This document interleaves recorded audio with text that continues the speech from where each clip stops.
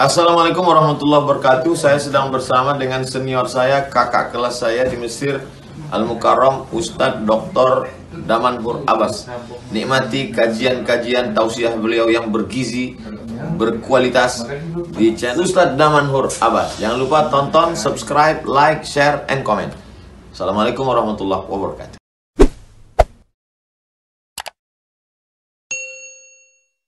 Alhamdulillah wassalatu wassalamu ala Rasulillah.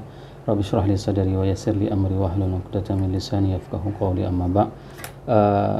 Pada pertemuan sebelumnya kita telah membahas tentang pemberdayaan dana sosial atau social fund, di mana kita di strategi pertama di dalam blueprint ekonomi syariah kita membicarakan tentang adanya penguatan internal, pembinaan terhadap para karyawan, peningkatan kualitas amil, SDM yang perlu ditingkatkan, dan sinergisitas kelembagaan. Nah, di strategi kedua di dalam blueprint ekonomi syariah ini, pada saat kita berbicara tentang pemberdayaan dana sosial atau social fund yang terdiri dari zakat, sedekah, dan wakaf, itu adalah integrasi social fund dengan perusahaan.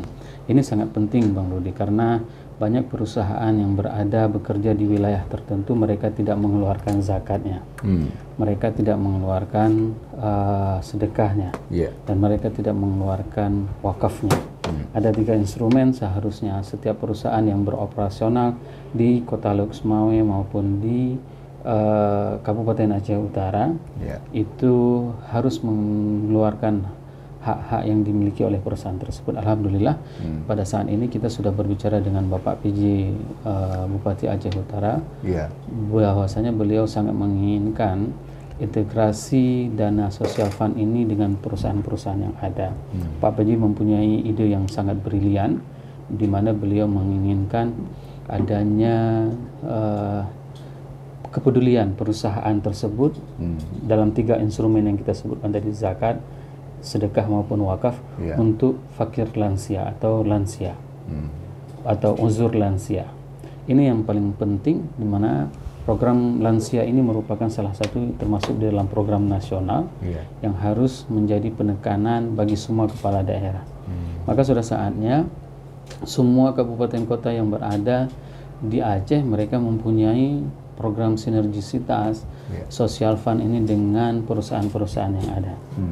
Hari ini kenapa pada saat sebuah perusahaan ingin memperpanjang perusahaannya, itu ada persyaratan-persyaratan yang memang itu tidak akan keluar izinnya kalau seandainya mereka tidak menyertakan itu. Nah, hal yang sama juga seharusnya pada saat mereka memperpanjangkan izin tersebut, mereka harus menunjukkan mana zakat yang mereka salurkan, mana sedekah yang mereka distribusikan, dan mana wakaf yang mereka berdayakan ekonomi masyarakat lingkungan. Dan ini bisa diklaim nantinya dalam bentuk kepedulian perusahaan terhadap lingkungan.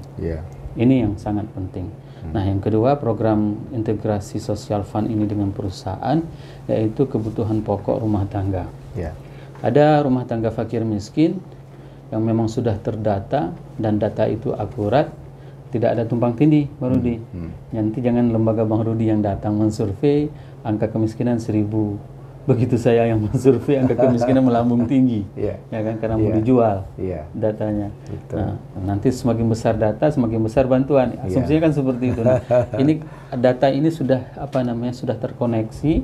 Kita sudah berbicara di belakang, di awal-awal, bahwasanya ada bank data yang memang itu bisa digunakan oleh siapapun untuk melihat by name, by address, jenis bantuan apa yang dia sudah dapati. Katakanlah rumah tangga A, jadi kan kita bercerita tentang kebutuhan rumah tangga. Rumah tangga A, di dalam rumah ternyata ada fakir uzur, berarti ada nenek tua.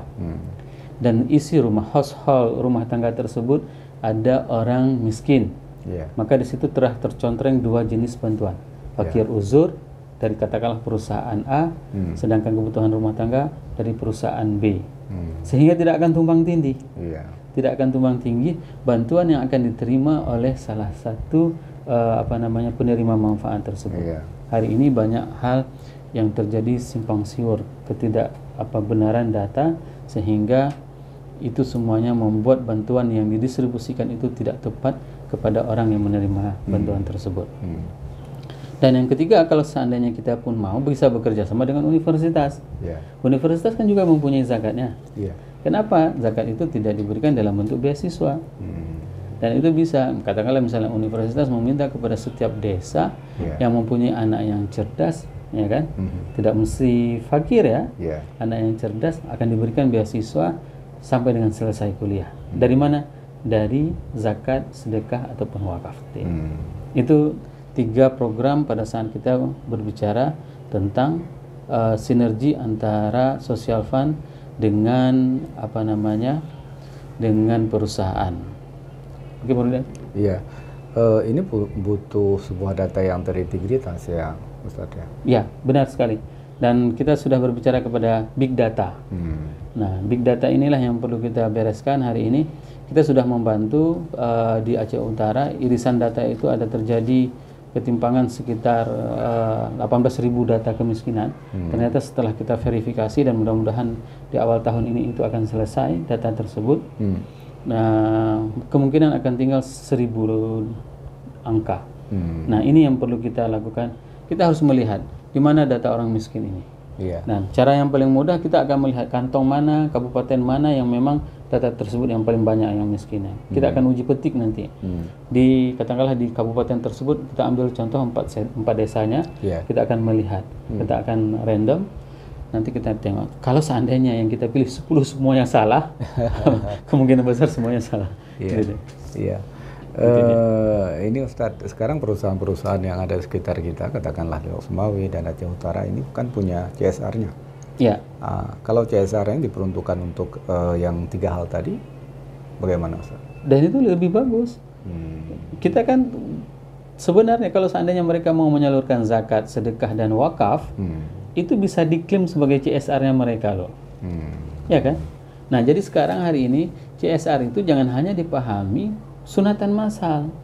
Bagi bola voli, bagi kain sarung, bangun gedung, bangun MCK, bukan itu saja yang dinamakan dengan CSR. CSR itu kan harus mencakupi 7 aspek. Itu dia. Kalau misalnya kita mau merujuk kepada referensi literatur, tanggung jawab perusahaan itu juga terhadap karyawan yang bekerja. Itu juga termasuk bagian dari CSR. Lingkungan kerja itu juga termasuk dari CSR-nya. Organisasi perusahaan itu termasuk di dalam CSR. Lingkungan itu merupakan bagian dari 7 di antara kewajiban CSR yang harus terpenuhi. Maka hari ini banyak orang pada saat memahami CSR itu mereka hanya memahami sekedar community development. Tapi sebenarnya bagaimana kita meng-create CSR ini adalah sebagai sustainability. Sebagai program kerja yang bisa berkelanjutan. Ini yang paling penting. Di mana pada saat di program kerja yang tadi kalau kita ceritakan di awal tadi, alokasi untuk kebutuhan darurat gitu ya. Yang 3 tadi kan kebutuhan darurat. Nah, sekarang ada alokasi untuk kebutuhan UMKM. Ini yang harus di-create dari dana CSR misalnya, dari dana wakaf. Ini khusus diperuntukkan dari dana wakaf misalnya. Bagaimana UMKM yang berada di desa tersebut itu dibangun dari dana wakaf. Sehingga apa? Sehingga UMKM tersebut akan terus berkembang. Kalau yang darurat tadi, tentu dia akan dialokasikan dari dana zakat dan dari dana sedekah. Kebutuhan pokok, fakir uzur, ya kan? Beasiswa itu dari dana zakat dan dari dana sedekah boleh lah. Tapi begitu cerita tentang UMKM, ya kan? Maka ini sangat penting dialokasikan untuk hal-hal yang memang itu besar. Contoh misalnya kita punya beberapa komoditas, katakanlah misalnya saya tertarik dengan apa yang diinisiasi oleh Ibu PJ Kota Loksmawe, membuat tenun Kota Loksmawe dengan dengan motif Loksmawe-nya. Dan ini merupakan sebuah gebrakan yang sangat luar biasa. Nah, hari ini kalau misalnya kita melihat ornamen Aceh seperti ini aja. Seperti baju batik saya yang dari dulu sampai kapanpun. Nah, tapi kalau dengan hadirnya tenun Aceh tersebut itu akan membuat warna baru dalam hasil kreasi di Aceh. Maka dari mana modalnya? Nah, ini yang perlu kita gerakkan. Sudah ada pengrajin yang dilatih yang bisa menenun, maka kita akan meminta kepada perusahaan untuk menyalurkan dana CSR-nya kepada pengrajin tersebut untuk bisa menghasilkan produk-produk UMKM tersebut. Jadi jangan dipahami UMKM itu hanya sekedar jualan hari Sabtu, hari Minggu. Itu boleh, nggak ada masalah. Sekedar untuk having fun bagi masyarakat pada saat mereka jalan-jalan dengan keluarga di hari libur, nggak ada masalah hari Minggu, ya kan? Tapi harus ada sesuatu yang memang itu bisa berkelanjutan, Bang Rudi. Nah, ini merupakan apresiasi yang sangat luar biasa dari Ibu PJ Wali Kota Lubuk Semawe menginisiasi adanya Tenun Aceh. Semoga kita mengharapkan ada alokasi dari dana-dana perusahaan yang memang ini mengkreat menjadi industri. Dari katakanlah di awal mereka melatih ada 10 orang, di tahap berikutnya ada 10 orang, dan semua itu akan menghasilkan. Menghasilkan. Kenapa? Dulu kan kita tidak punya pabrik-pabrikan seperti itu. Nenek-nenek kita dulu kan semua kan hasil tenun. Betul. Ya, kenapa sekarang kita beralih semuanya dengan modernisasi? Ya, sehingga kita semua disibukkan dengan dunia. Itu dia. Ya, Ustaz, selama ini kan penyaluran bantuan ya katakanlah dari perusahaan ini langsung dilakukan oleh perusahaan-perusahaan yang ada di sekitar pemerintahan. Ya, sedangkan pemerintah daerah sendiri kadang-kadang juga lost kontak dengan data tersebut. Ini bagaimana tanggapan Ustaz? Saya apresiasi kepada perusahaan yang memang mempunyai niat baik. Salah satunya itu adalah Bank Aceh Syariah. Di bawah pimpinan Pak Taufik Saleh. Kami menyampaikan di masyarakat di Aceh Utara ada yang pengrajin kerupuk tempe. Kami sampaikan kepada Pak Taufik, Bang, mohon dibantu Bang, karena ini potensi. Selama ini mereka hanya memproduksi dengan hasil 20 kilo per hari. Oke. Nah, setelah Bang Taufik mempelajari skala bisnisnya, ternyata memang ini prospek, lalu dibantu dari dana CSR. Coba bayangkan, satu hari mereka bisa menghasilkan 100 kilo. Dari 20 menjadi 100 kilo. Nah, inilah fungsi pada saat kita mengkedepankan kepentingan umat. Bukan kepentingan pribadi, bukan pencitraan. Nah, mudah-mudahan orang-orang seperti ini diberikan kemampuan dan diberikan wewenang yang lebih besar. Agar apa? Agar dia bisa berbuat lebih banyak untuk Aceh ini. Kalau tidak, Aceh ini ya akan seperti yang baru disampaikan tadi, akan loss. Setiap bantuan itu akan hilang, tertelan dengan masa. Kalau kita jejerkan jenis bantuan yang diberikan kepada masyarakat itu jauh lebih banyak bantuan daripada masyarakatnya. Kalau kita kumpulkan bantuan kambing, lembu, mungkin lebih banyak lembunya daripada orangnya. Baik Ustaz, waktu kita sudah tidak mengizinkan lagi. Ini apa yang perlu disampaikan di ujung topik kita sore ini? Perlu sekali pada saat kita berbicara tentang social fund ini adalah integrasi social fund dengan perusahaan, dan ini bisa dilakukan dimediasi oleh pemerintah untuk bisa bersinergi dalam semua kegiatan yang bisa meningkatkan perekonomian masyarakat melalui bantuan dari perusahaan. Subhanakallahumma wabihamdik, asyhadu an la ilaha illa anta astaghfiruka wa atubu ilaik. Wassalamualaikum warahmatullahi wabarakatuh.